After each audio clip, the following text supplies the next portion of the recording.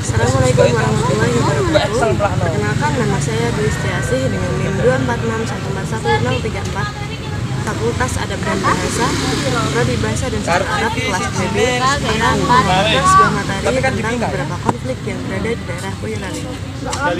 Walaupun konflik ini hanya kecil, tapi menurut saya konflik ini masuk ke dalam kategori konflik yang berhubungan dengan moderasi beragama. Konflik yang akan saya bahas ini mengenai fanatisme.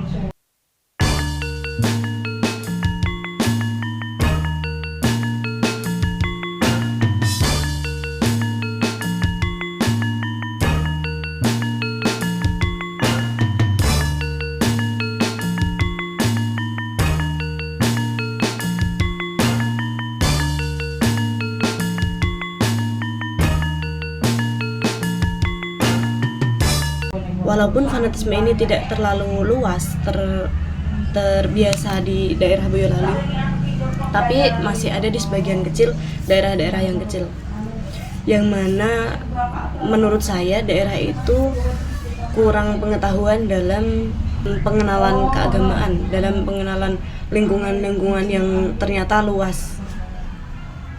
Nah, di daerah itu saya berpendapat bahwa tempat itu kurang menerima keyakinan-keyakinan yang lain. Bukan hanya tentang perbedaan agama, tapi juga tentang perbedaan madhab pun mereka juga masih ada yang mempertimbangkan.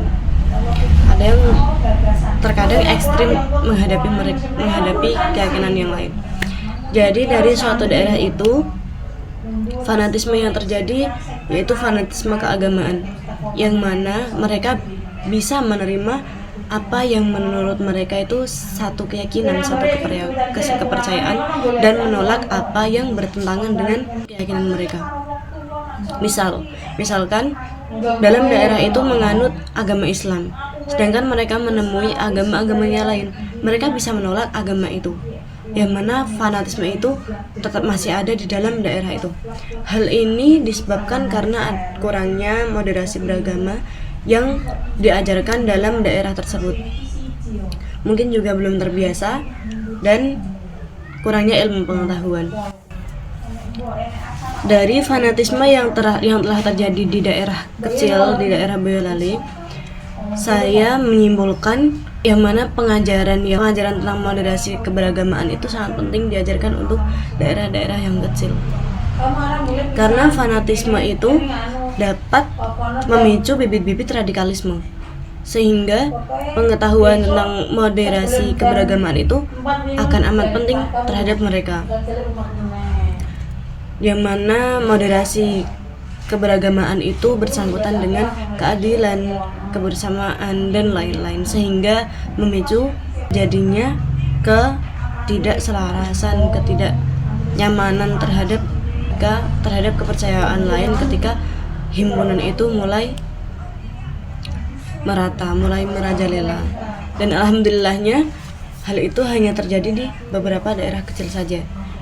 Dan saya masih banyak menemui di mana daerah-daerah besar juga sangat menjaga moderasi keberagamaan mereka. Di antaranya yaitu ada di daerah Ampel, di desa Urut Sewu. Di situ saya menemukan ikatan moderasi keberagamaan yang masih erat. Mereka banyak agama, banyak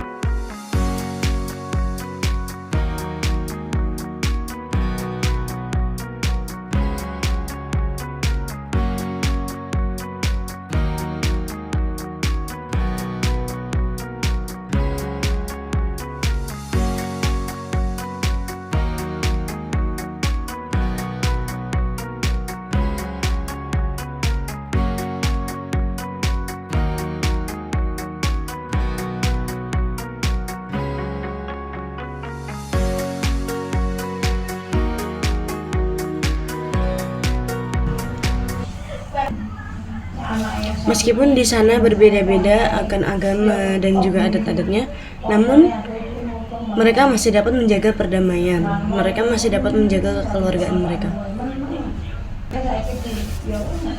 Contohnya ketika perayaan Idul Fitri, yang mana orang-orang lain yang beragama Kristen lah, Buddha lah, mereka ikut menghargai perayaan Idul Fitri tersebut. Bahkan mereka pun juga mengucapkan perayaan tersebut. Begitu juga dengan agama-agama yang lain, maka agama Islam pun turut mengucapkan terhadap mereka juga.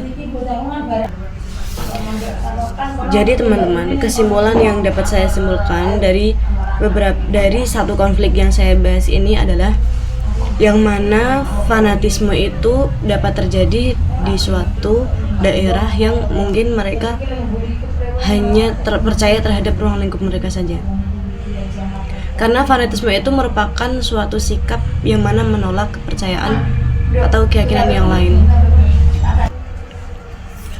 Yang mana hal itu akan berakibat menciptakan bibit-bibit radikalisme sehingga menjadikan mereka menolak persatuan. Kemudian dari sisi buruk itu, saya pun juga menemukan sisi baik yang terdapat di daerah Boyolali, yaitu masih eratnya jiwa moderasi yang ada di daerah Perut Sewu.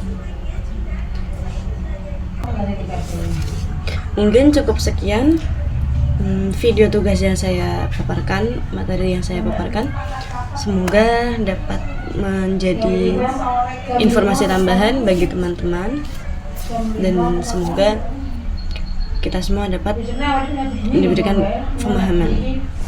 Cukup sekian dari saya, kurang lebihnya saya mohon maaf. Wassalamualaikum warahmatullahi wabarakatuh.